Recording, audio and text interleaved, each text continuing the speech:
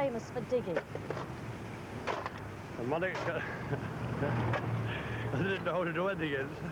What? An Englishman wouldn't dig. Yeah, because an Englishman cannot dig. An Englishman takes his hard to dirty his hands, doesn't he? He what, Stoney? An Englishman wouldn't dirty his hands, or an Irishman will. And where there's dust, there's money. That's right, John. If we could find it.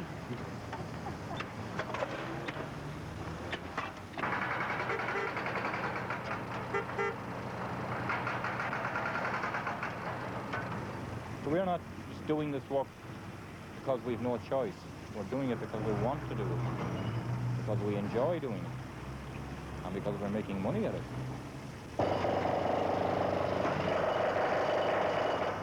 In 1925, Pat McNicholas left his family in County Mayo in the west of Ireland. Like thousands of others, he came over to try his luck in Britain's roads. He died leaving the company he set up to his 4 sons, and his eldest son Tommy is now the chairman.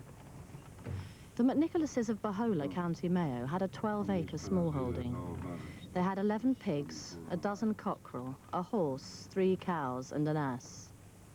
McNicholas Construction now have an annual turnover of 50 million. They dig 1,250 miles of trench and open 100,000 holes in Britain's roads every year. In fact, the infrastructure of Britain's cities is now largely in the hands of the rural Irish. They're just some of the members of the London Irish Golf Society. Most of them are contractors. That's our office. And that's the back of the house. I had a photograph taken in at the back of the house. That's my first half marathon, 150. I've been 5 minutes later every time since. But I suppose the one most interested me is this. Most interesting to me, not to you. You see, you know how 30, 40 years ago they used to have little prints with a little box camera? Well, I had it blown up, and that's my little gang on the side of the road up in Yorkshire. Frying pan. Are you in there? That's me with a hat. On page 5 of your chart, you'll see that I've done the McNicholas Group turnover bar chart. You can see we've moved from 3.8 million through to 47 million turnover in just over a 10-year period. My brothers and I were all born over here, probably to save the fare. Well, all that began with a B, Melvin. The 2 youngest brothers, Brian and Colin, came in, shall we say, as middle to lower management, rather than start off as labourers in the trench like myself and Kevin did. Well, the labour in the activities which we've been taking on this year, you'll see that they're 37.1%. My father arrived here with nothing, but a strong will and a pick and a shovel. He lived in hostels. He worked all the hours and saved money, and he went wherever the work was. Something like a 20% reduction, actually, in the labour costs.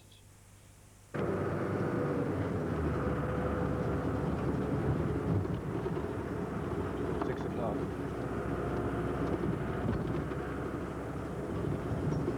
If you come straight in from the country and you know nobody, you just go on and spec, hoping to get a day's work.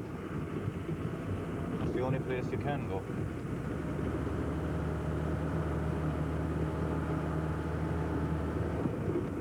You've heard about Cricklewood at home. It's one of the most common place names back home, so they'll go there. Just join the queue and hope that they'll be lucky. Someone will give them a start. These guys being picked up at the Crown here, they're not out on spec, just looking for a day's work. All them guys have work to go to. There's a couple of vans there now loading.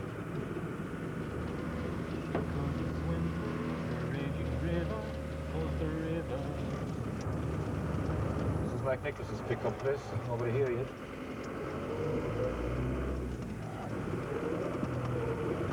Is it mainly Irish companies, though, that pick up down on these roads? Such as all Irish. Mags, and then there's other different subbies.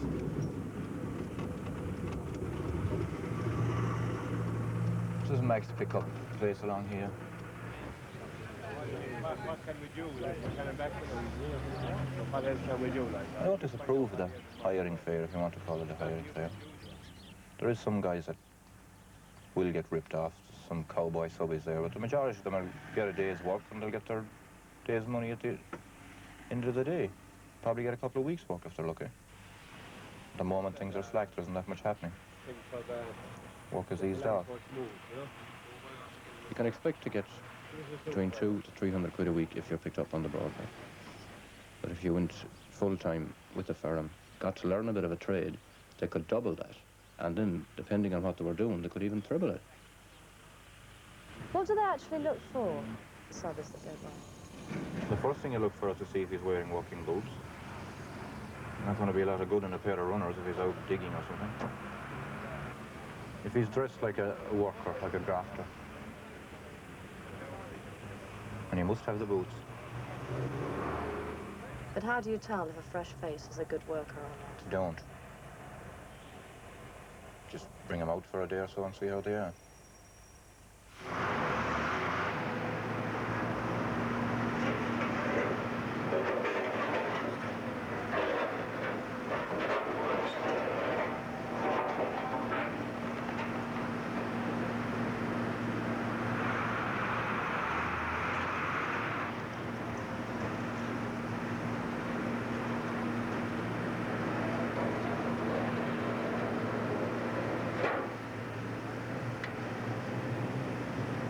Did you ever put out an anchor board in your life? You want to know how to put out an anchor board? Bring down one anchor iron, one short board. No, I have one short board here. Just bring down one of the anchor irons, I have a short board here. Get your body down here and wear your hat. Right. What exactly, Frank? Explain to me quickly what you're doing down here. I'm building a manhole for British Telecom. Please, please, Tony, please, please, today, please. Who taught you how to do it? He taught me how to do it. I told everybody I could do it. I couldn't do it, but if you don't tell me, Molly, please. But if you don't, how else do you learn? How does one You learn? go with the manhole builder, like what Tony is doing now. Body down here, plus hat, plus anchor iron, please. Bring that with you, have a board.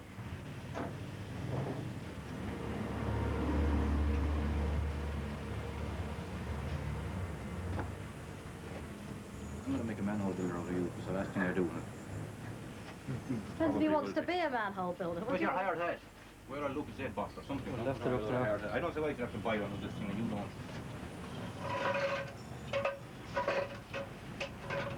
Were you qualified to do something back at home before you did this thing? Yeah, What did you do? show repairs. Cobbler? Yeah. Wouldn't it be worth doing that here? No, Why? because the money is useless.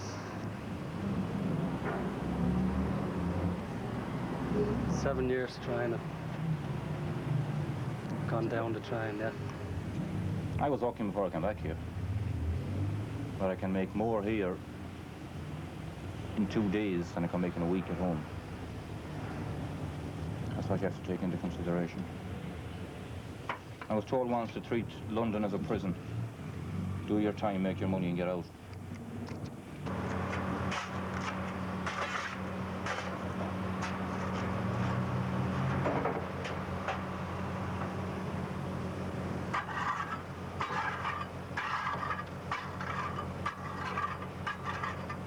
Phil!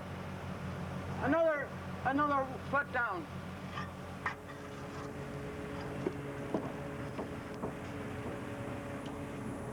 The ground quite bad here. Yeah. Philip! Come on, will you? Did you like London when you first came? No, I was always homesick. I still am. For all those years, I've been homesick. Just, What are you homesick for? What do you miss? the country, the easygoing life, the country, the mountains, in the bog, cutting turf, working the crops. I used to love that type of work. Unfortunately, there was no money in it. When I was 16, my father, he sent a message over to tell me to come over. There was a job waiting for me. And then I started with my father on the Victoria line at Euston Station. I was driving a locomotive in the tunnel. you know, taking the dirt in and out and the segments and the iron. And I've been in tunnels ever since.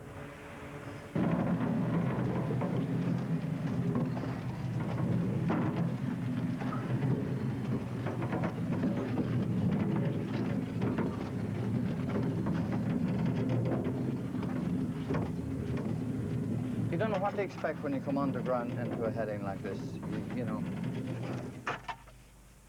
This is a cavity from an old heading. As you can see, it goes right away down. Now, as far as you can see, it goes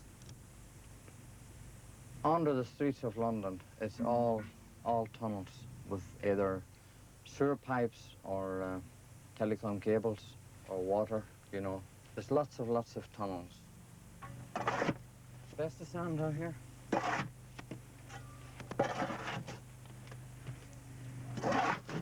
There we are. Hallelujah.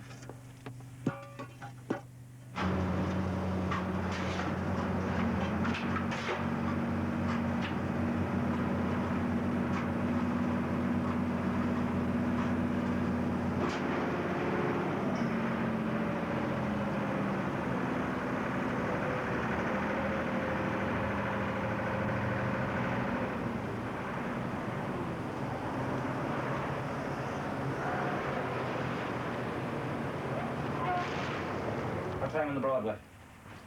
5:52, I think. 5:30. Oh, yeah. No, Todd. Are you two from the same place? No, we're neighbouring counties. Which counties? John's-Mew, Harmers, come on. Roscommon, huh? Ryan and Galway. You keep an honorary Galway, man. Oh, I mean, shit. Make an honorary one. What do you call her as common virgin, Molly? What? What do you call her as common virgin? I don't know. A sheep that hasn't been to Galway yet. If you take a person from one environment and put him in another, the people that are good will get much better. I think, particularly in the period then when I was working in the trenches, you were taking people from a very rural environment and you're putting them doing something entirely different. That some of these guys had potential which they didn't even realize themselves. If you take a guy from Neasden and put him in Wembley, he's not going to see any difference in his lifestyle.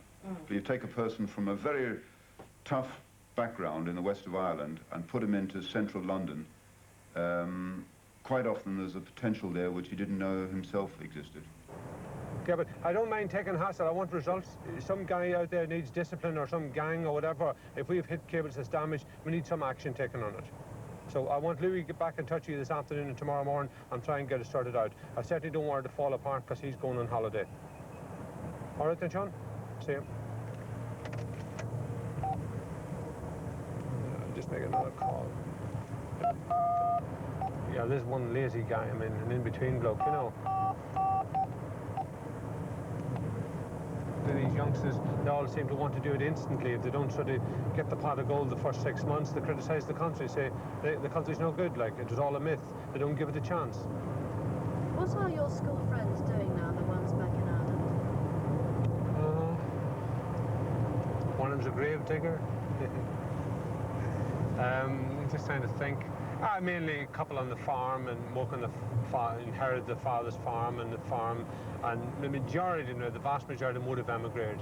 The next year now is the same as the bottom one. Yeah. And then the top one trenches out. At the top of the trench heats. Okay, that's fine. So, John, we'll move on. Okay, Frank. Hotel from the set of timber, there's nothing else you want? No, that's it.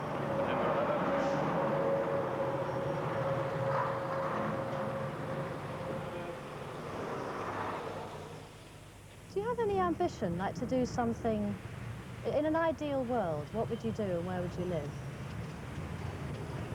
If you had your choice. You mean you're talking about fairy tales now, is that? Like, Yeah. well, if I had my choice, I would like to live in London. And have a decent job, just have enough to keep me by. Enough money to pay me rent, and that'd be it. Enough money to go out and have a drink at the weekend, do my week's work, and a bit of saving on the side.